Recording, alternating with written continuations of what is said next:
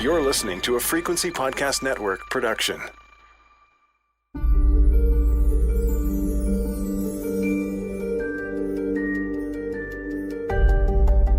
I'm Laura Palmer, and this is Island Crime Season 2, Gone Boys. He went missing on the highway. It was the last time I seen him. There is a certain type of offender who relies on the highway to troll for strangers, or what we call targeted strangers. What about the men? What is going on in the valley? There's always those people that play the predators of the world. They're everywhere. It's impossible for me to think of him suffering, at the hands of someone else.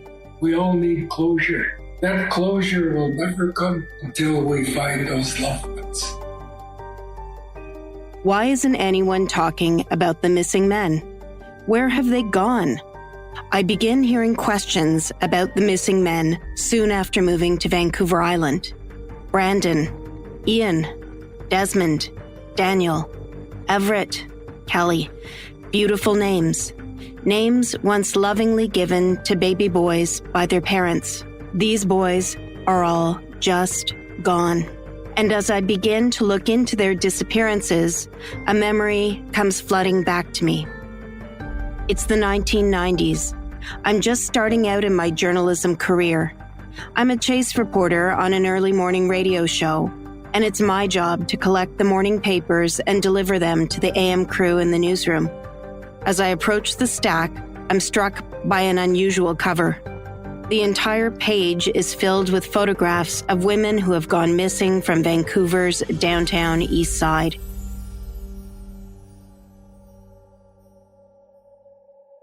It is the beginning of a public recognition that there could be a serial killer preying on vulnerable women. And here is why I'm thinking about that early time in my life as a journalist, and why it matters to me more than ever right now. Serial killer Robert Pickton was stalking women just blocks away from our newsroom in downtown Vancouver. In the end, he would admit to killing 49 women. In the aftermath, friends and family of the women would say they tried to raise alarm bells about what was happening. One sex trade worker and advocate dumped dozens of pairs of stiletto heels in front of City Hall. And so now, nearly 20 years later, when I see questions being raised about the number of men who are going missing here on Vancouver Island, I'm determined to ask the question, why are so many men disappearing from this beautiful place? This is Season 2 of Island Crime. I'm Laura Palmer, and you're listening to Gone Boys. Episode 1, The Boy Who Loved Christmas.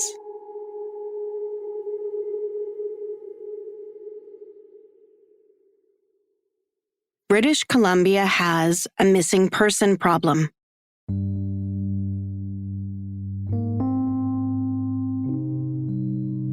The West Coast has the distinction of having the highest number of adult missing person reports per capita in Canada.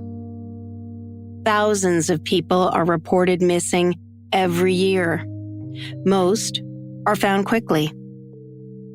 But men on the island are going missing and staying missing. The cases I'm focused on in this podcast share a few key similarities. The men were known to spend time alone on the highway. Some of them were last seen along the roadside. They have some degree of mental incapacity. I'm exploring whether there are any other connections tying these cases together. In the episodes ahead, you'll hear from leading criminologists, coroners, and police. Hearing that expertise elevates and informs this story, but nothing is better than talking to those closest to the missing men. That's where the most valuable information can be found. I see it as a kind of victim profiling. Listening to family members takes me past the missing poster and into the heart of this story. I begin close to home.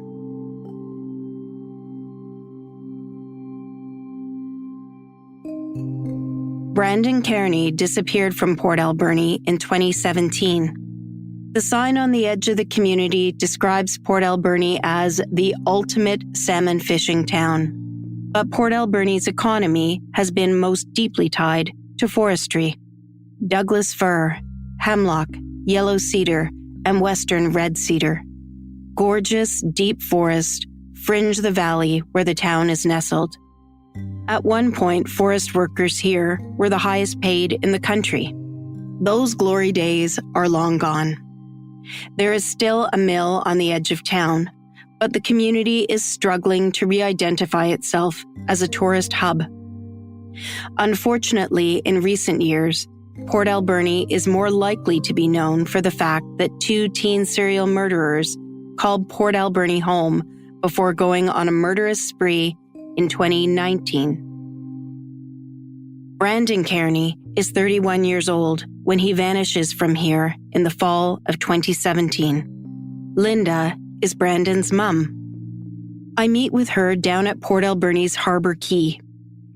It's a place I know well. I come here for donuts, ice cream, and candy. I've spent many happy days strolling the waterfront, checking out boats down on the wharf, sitting in the park overlooking the spectacular Alberni Inlet. Today, the ocean is a choppy, sullen, blue-black. It's a dramatic, windy morning, the day I come face to face with Brandon's mother. I've only spoken with her on the phone so far, and I don't know what she looks like. When she pulls up, I smile and wave. Linda gets out of her car and begins walking purposefully towards me. Brandon's mom is a striking woman. She has shoulder-length, shiny silver hair. She's wearing a pretty scarf and matching cream sweater. She is also wearing a mask. It's the time of the pandemic. Linda gets into the back of my husband's SUV, where we maintain a distance across the vehicle. My name is Linda Cole, and I am Brandon's mother. She opens a bag full of mementos of Brandon, and the first thing she pulls out is a flip phone. I brought my old phone. And the reason I brought my old phone is because the last message that he sent me was on September the 12th of 2017. And I had asked him if he'd gotten home, because he lived about 10 minutes away from me. So he appeared day or night, anytime, which he was able to do, and I was happy with. Yes, I'm home now, Mom. Thanks again for the superb roast beef you had. Have a good night, Mom. Love you too. XOXO. So that was the last communication that I received via text from him. Next, Linda hands me a picture taken the year Brandon graduated from high school. It's a very different image than the one I've seen on the missing posters. He is a handsome young guy. Big smile, thick dark hair, wearing a bright red basketball shirt.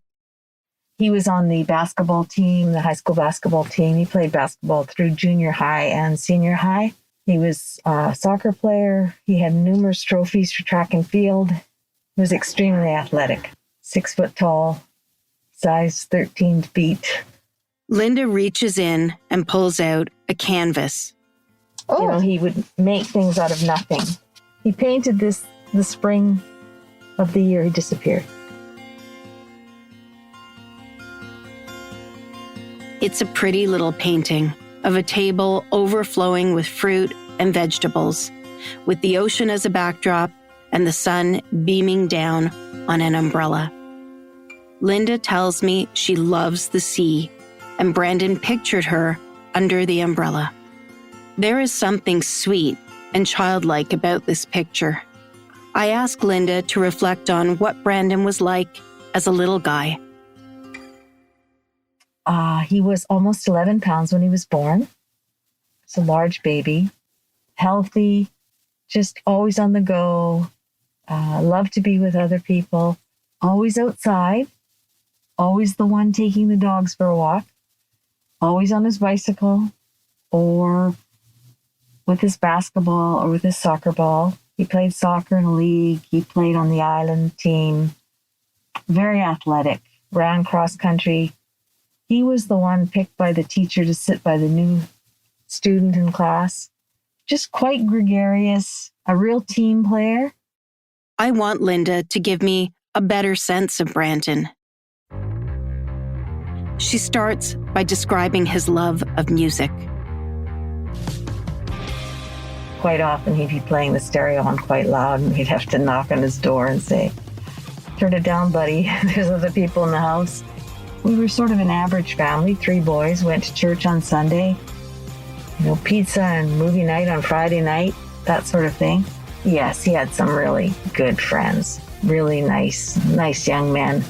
And there, I used to call it summer house, because the back door would be open and the front door be open. There'd be kids flying through all the time. Yeah, that's when he was happiest.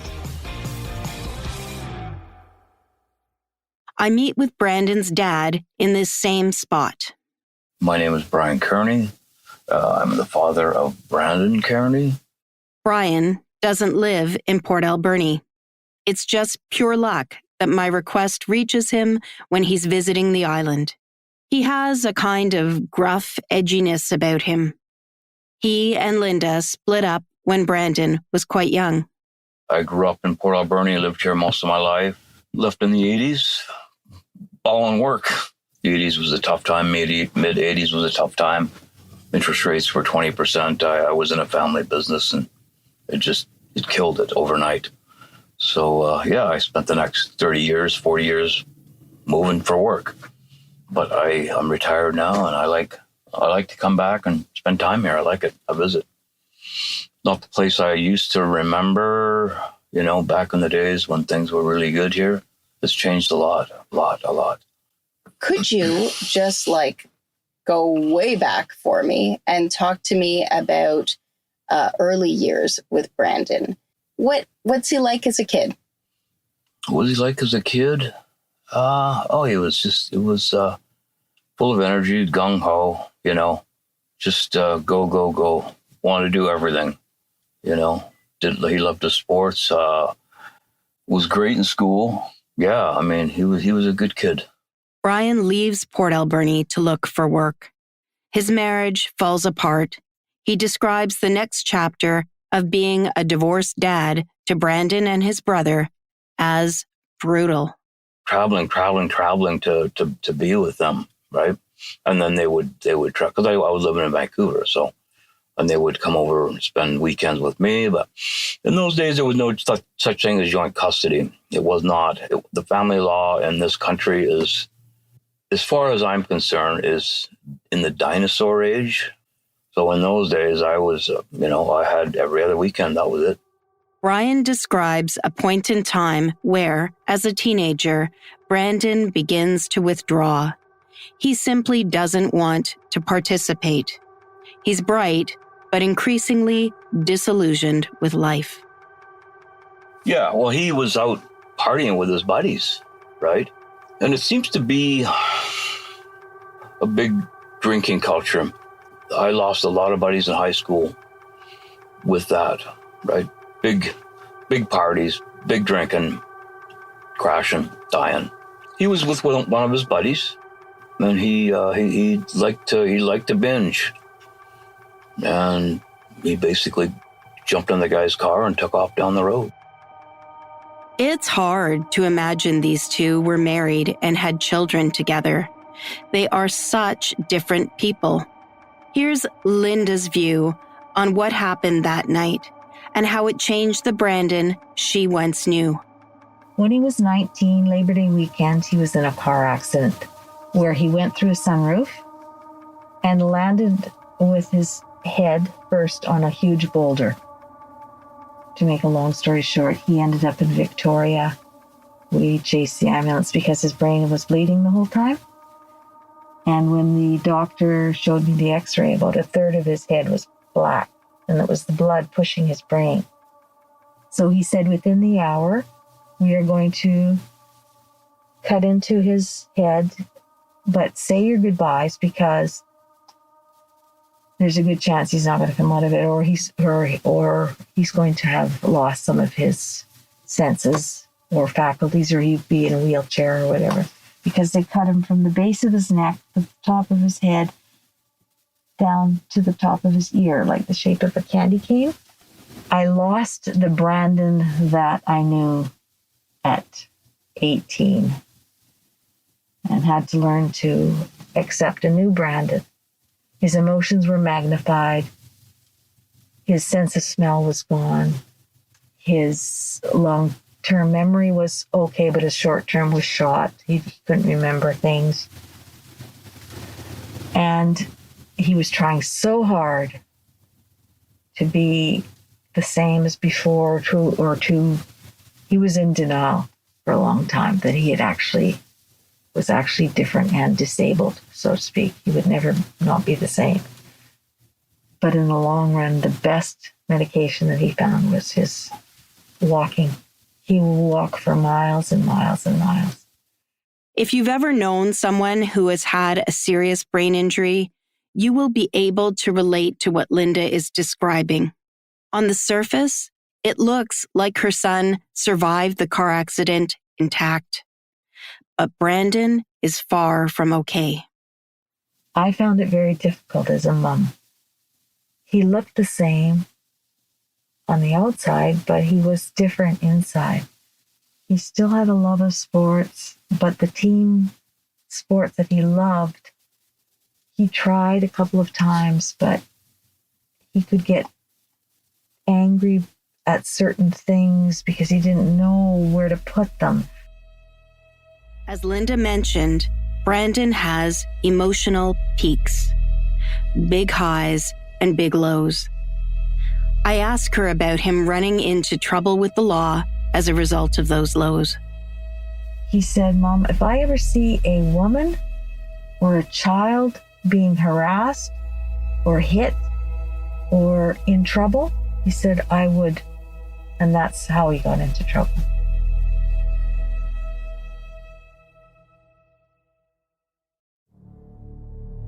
Gone Boys will be right back after a quick break.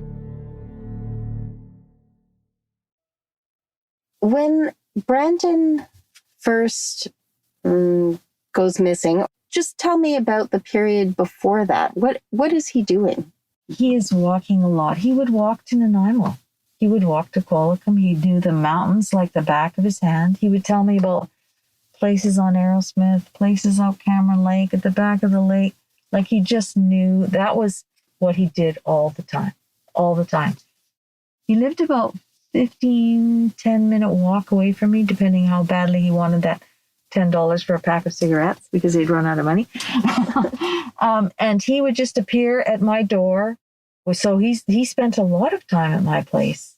In retrospect, the last 2 Christmases prior to him disappearing, he spent at my place, and he loved Christmas, the tree.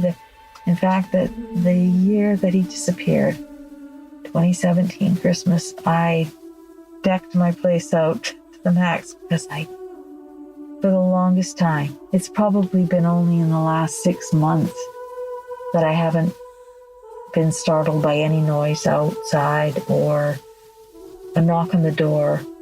Maybe it's him. And I thought maybe at Christmas he would appear because he loved Christmas so much. He's the one that would sit in the easy chair and just stare at the tree and listen to music. He was that. That's hard. Perspective really is everything.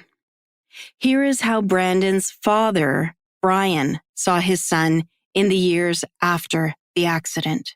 He was compulsive, right? And he was angry. And he was just kind of out in left field, right? Still, there was quite a bit of Brandon left from what I saw before, but it was this compulsive behavior, and he would get these ideas in his head, and he would just, run with them, go.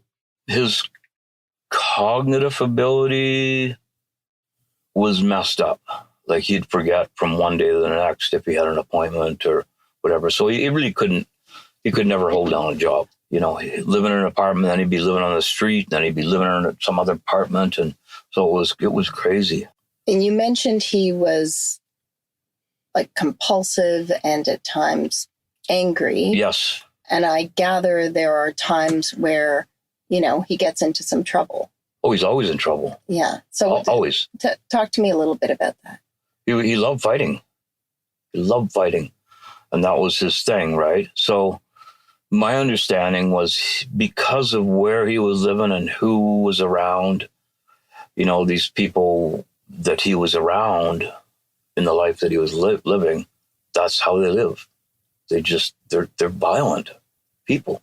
Does he end up doing any jail time as a result of any of that? No. So it never escalated to the point of... No.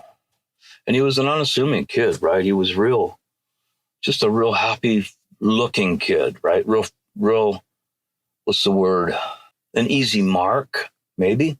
I guess people looked at him and, you know, he looked like a young guy, right? They were going to pick on him, right? Talking to parents about a son who has vanished, who may well be dead, is tough stuff. But Brian recalls the circumstances of his son's disappearance in a matter-of-fact manner. So it was you who reported him missing? Yes. Okay. So tell me about that. What happens when you go in to talk to the police?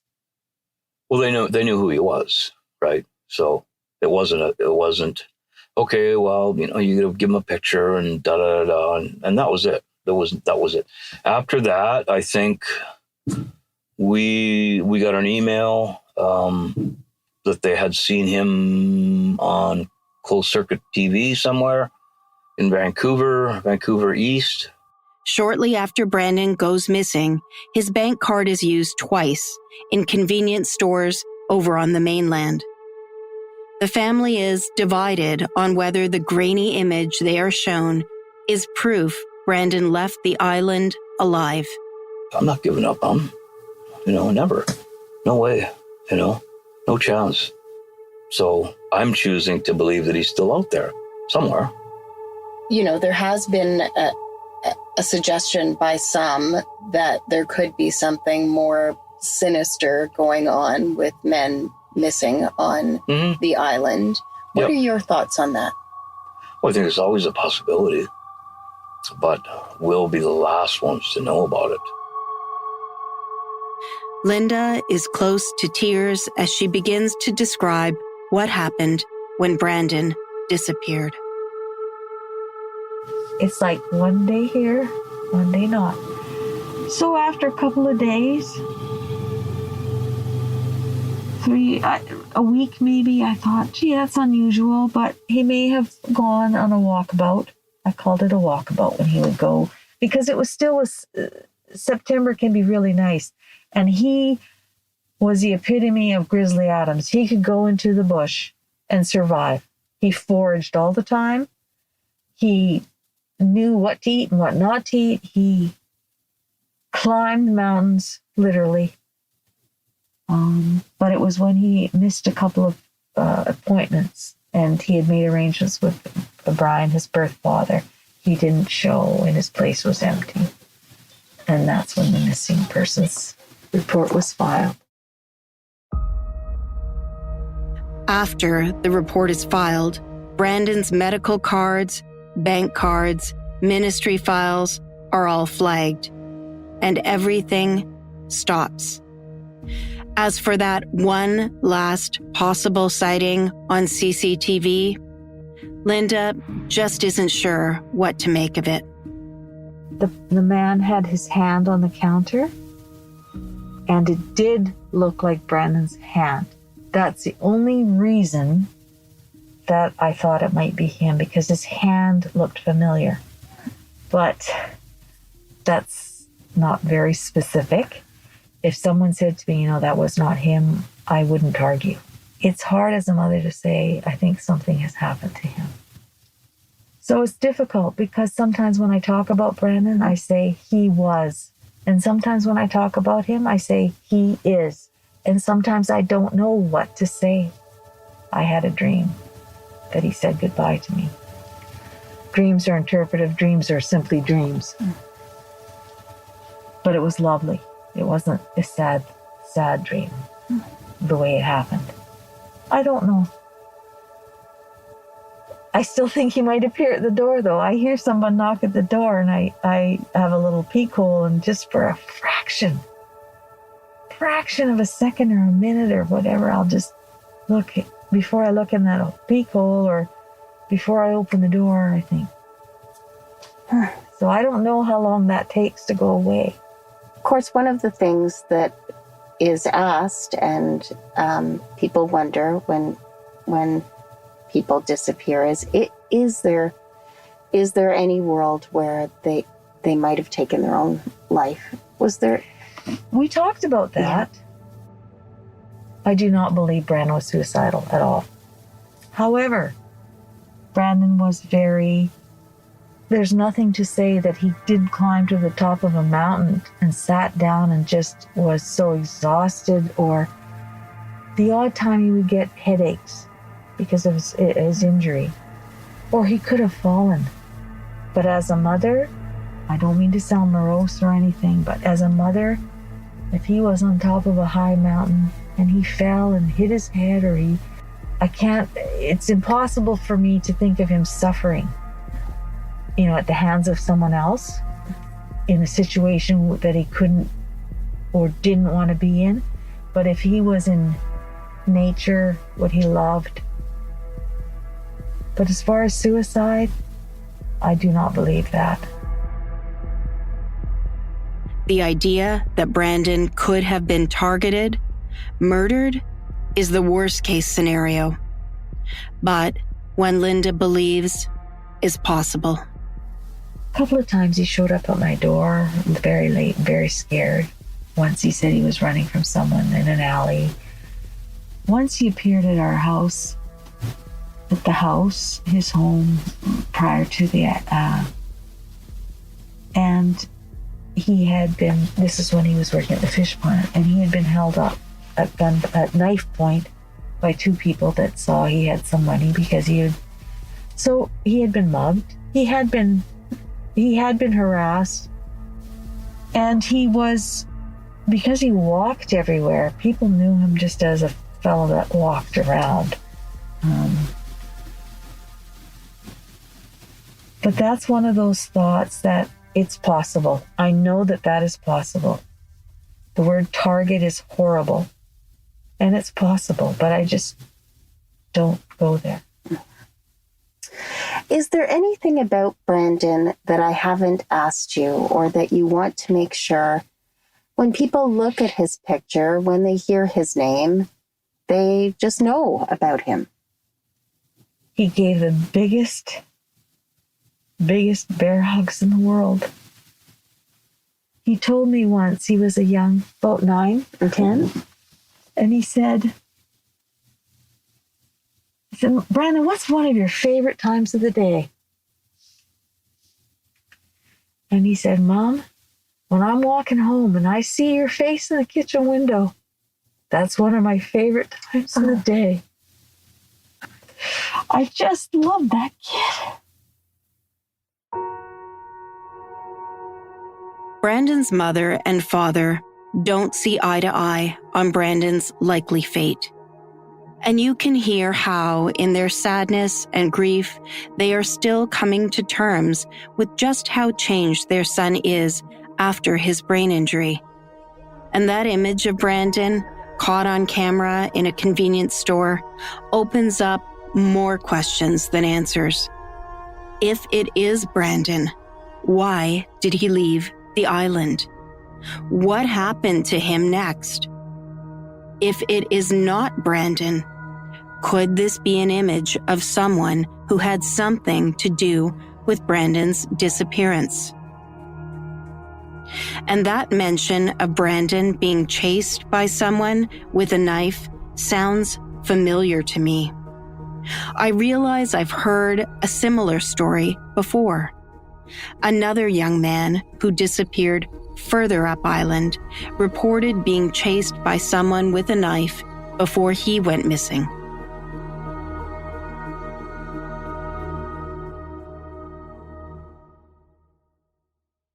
Shannon Pollard never knew the social, cheery, athletic version of Brandon. But she did know, better than most, the Brandon who disappeared in the fall of 2017. I pull up in front of the bungalow on a busy street in Port Alberni where Shannon lives. It's recycling day, and she's struggling with an overflowing box of cans as she makes her way to the sidewalk. Shannon is nervous and clearly anxious, tugging at layers of clothes as she tries to make herself comfortable in my back seat. She tells me this is her big outing for the day as we drive down towards the waterfront to find a quiet spot to talk. Shannon was Brandon's girlfriend. She is a middle-aged woman, older than Brandon. But if you ask me to describe Shannon, the first word that comes to mind is girlish. There is such a sweetness and vulnerability about her. When I start talking, I might start leaking emotion, so I'm not technically like crying. Yeah. So don't be worried if your questions are where you are. You don't have to stop or anything. It's just when I emote. As I listen to Shannon's thoughts and reflections on her time with Brandon, I also hear an intelligence and a high level of self-awareness. Well, my name is Shannon Pollard, and I'm a friend of Brandon. I was his girlfriend also for quite a long time, and he is always special in my heart. Who is Brandon? He's a nice young man he's quiet, polite, not really shy, but keeps to himself. And he is generous, but then he's also a little bit standoffish and opinionated. And well, one thing I will say is that Brandon, whatever is in him brought out whatever was in me. And I really liked the person I was when I was with him. I didn't act a certain way or do anything because of Brandon or anything like that, but just whatever was in him was good for me. And I really liked that person I was when I was with him. And we exercised a lot because he walked everywhere. So tell me a little bit more about that, because that is something I've heard from his family members as well, that he really just loved being outdoors and loved walking. Yes. Part of that is, he told me, is from the accident, I guess. He's always had like a permanent headache, even when it's not, normal for him, might be a dull thud or a dull in the back. So he's always got something going on in his head. And when he'd walk and like until he got to the bush. But on the smaller streets or the side streets, because just the repetitive sounds of cars, like on things, those would were one thing that could make his headache worse or whatever. Bright sun, so he'd wear sunglasses. But that's why he liked being out in the bush in nature, because there wasn't as many sounds, and also there wasn't people. He liked people, but he also sort of didn't like people. He could be known to like just suddenly erupt or fly off the handle. Part of it was his headache would get really, really bad, or he was one of those people that, a little bit of small anger, upset on Tuesday, and everything added to that. So by Thursday, he's exploding out of nowhere because all that built up thing, and you have no clue what it's about. Around people, or I'll say like urban things, he could be quite agitated. But when it came to when he look over the water out in the bush, he was just very still and calm. When you heard that Brandon was missing, what did you think? In my head, what I choose to believe is that he's just walked somewhere, because he walked around BC before like that, and he'd walk till he was tired and then he'd stop. And I don't think he went out to no suicide things, because that just doesn't compute and entertain at all. He was.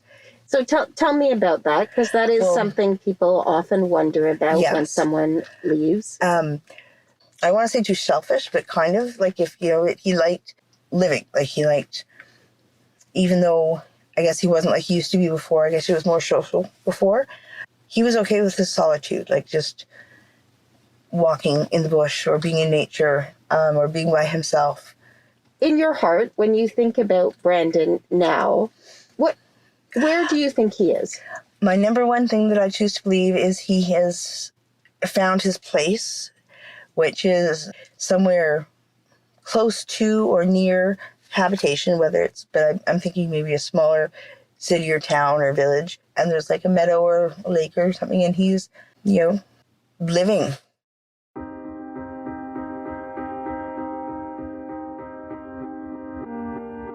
Brandon is the first of the missing men I begin to learn about. He grew up not far from where I live. The roads and trails he hiked, I know well. Did Brandon walk into the woods and get lost in the island's dense mountainous forest? Could he have taken his own life? Or is Brandon's disappearance part of a bigger story? Could there be a serial killer or killers here on Vancouver Island?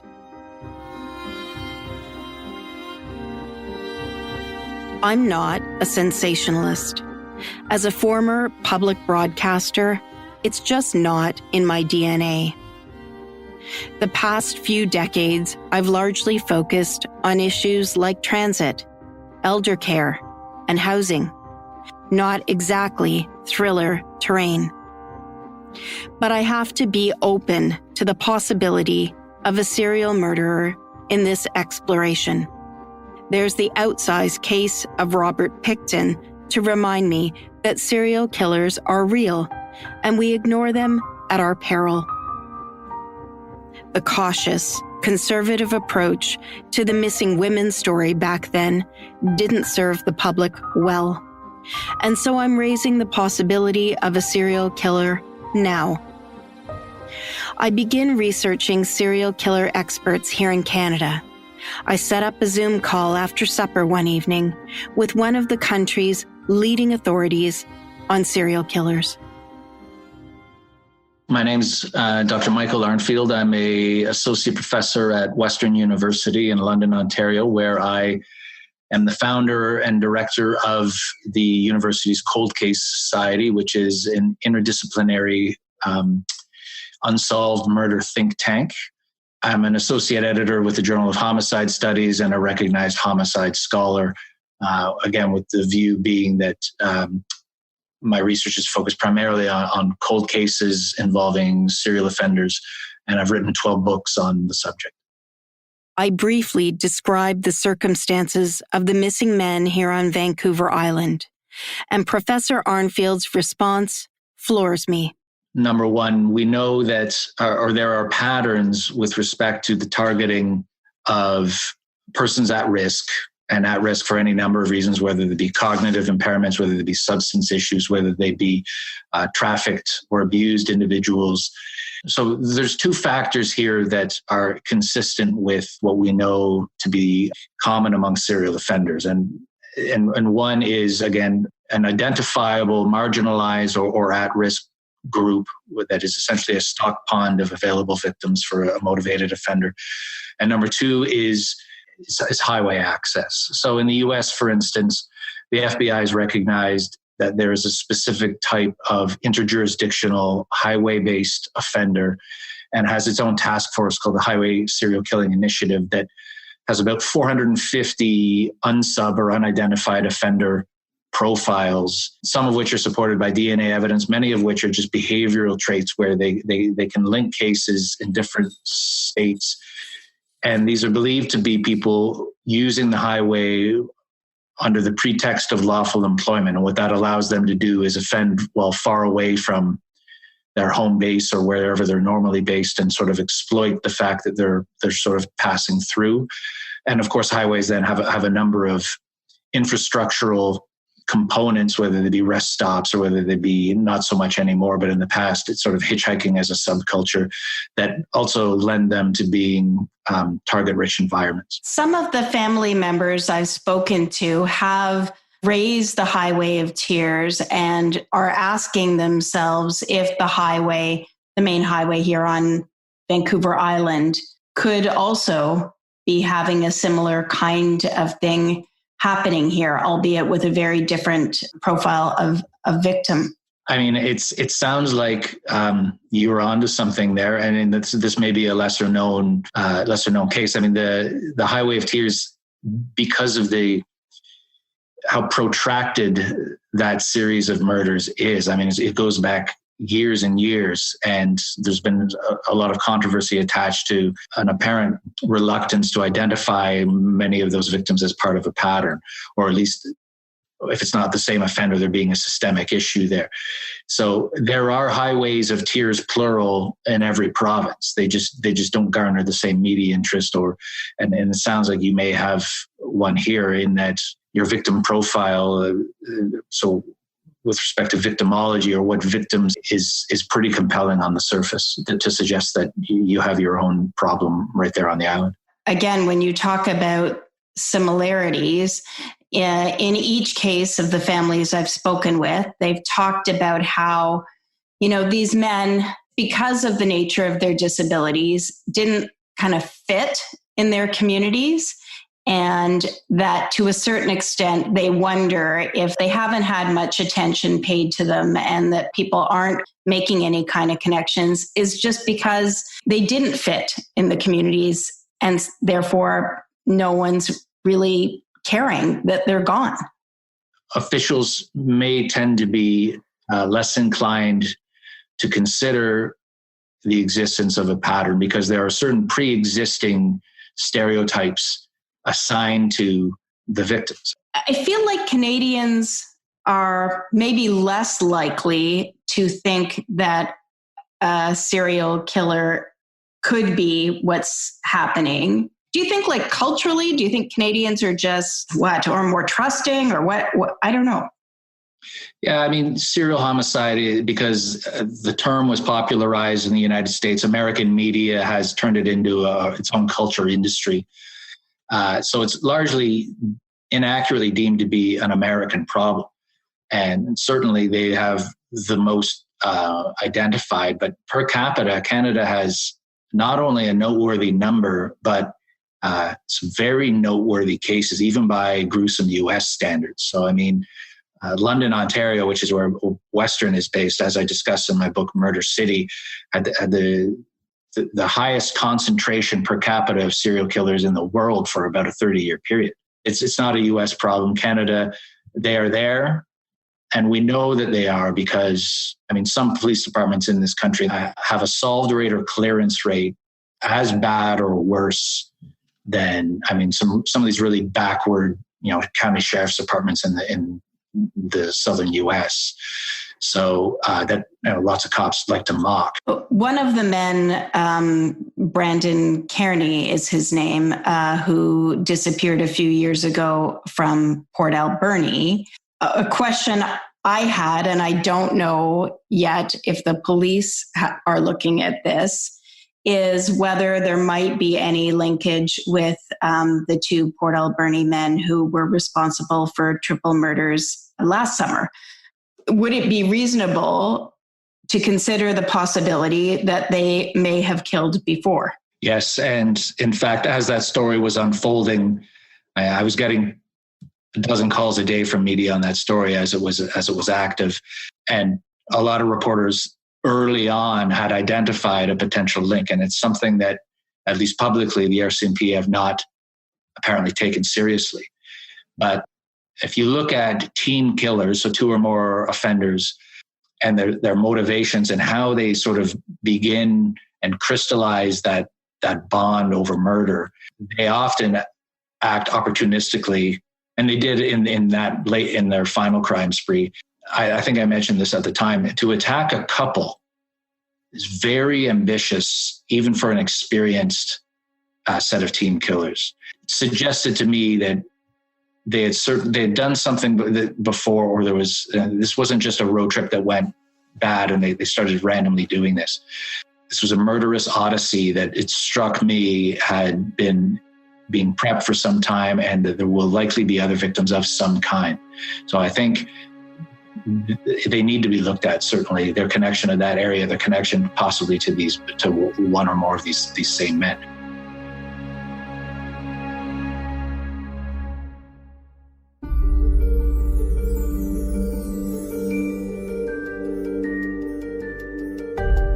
As Professor Arnfield talks, Brandon is in my mind.